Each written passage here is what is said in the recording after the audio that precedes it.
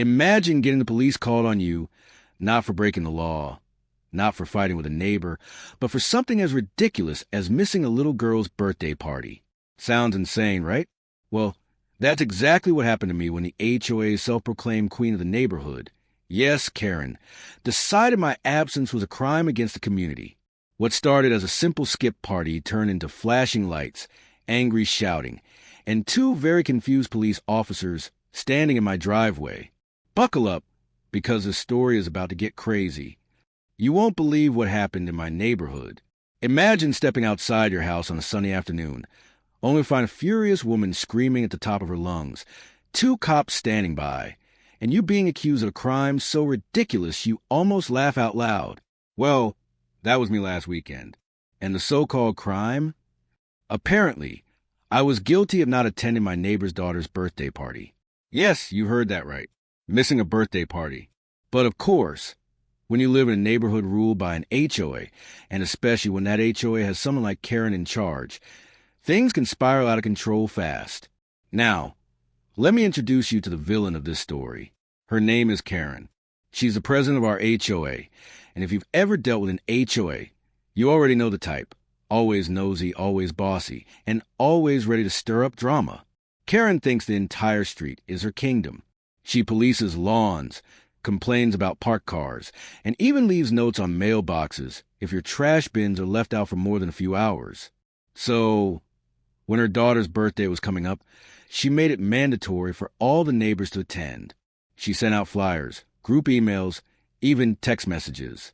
And of course, she added her signature phrase at the bottom. HOA participation is not optional.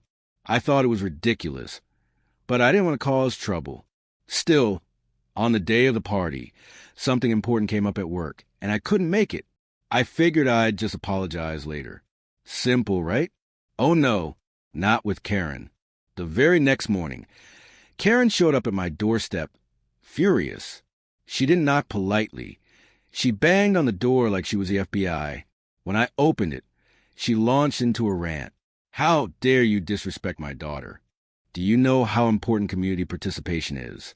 This is ground for HOA violation. I tried explaining. I told her it was just a birthday party, not a federal event. I even offered to buy her daughter a gift to make up for it. But nope, Karen wasn't having it.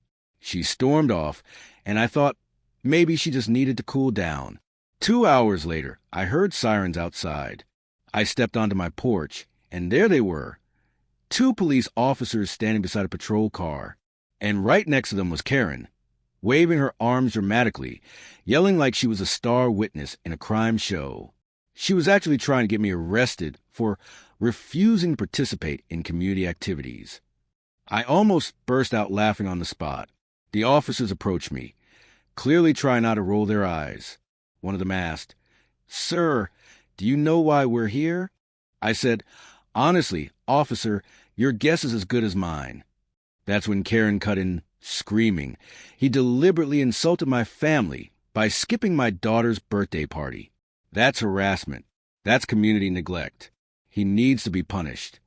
The younger officer had to literally bite his lip to keep from laughing. The older officer crossed his arms and said, "Ma'am, missing a birthday party isn't a crime." But Karen kept pushing, saying the HOA rules gave her authority to enforce community standards. She even waved a stack of papers she called official documents. The female officer finally sighed and said, "Ma'am, we're not here to arrest people over birthday parties. This is a personal issue, not a legal one." Karen turned bright red. She shouted something about calling the mayor and legal action, but it was clear the cops weren't buying it. I looked at the officers and said, "So, am I free to go? Or do I need to post bail for skipping out on cake and balloons?" Even the cops chuckled at that one. Eventually, the officers left, and Karen stormed back to her house, fuming like a volcano ready to erupt. For the next few days, she gave me the coldest glares whenever I drove by, and honestly, I just waved and smiled. The funniest part is, a few neighbors later told me they also skipped the party, but were too scared to admit it. Karen only came after me because I was the easiest target. So what's the lesson here? If you live in a neighborhood with an HOA, Beware people who take their power way too seriously. They'll turn the smallest thing into a full-blown neighborhood scandal. And as for Karen, she might still be plotting her next move.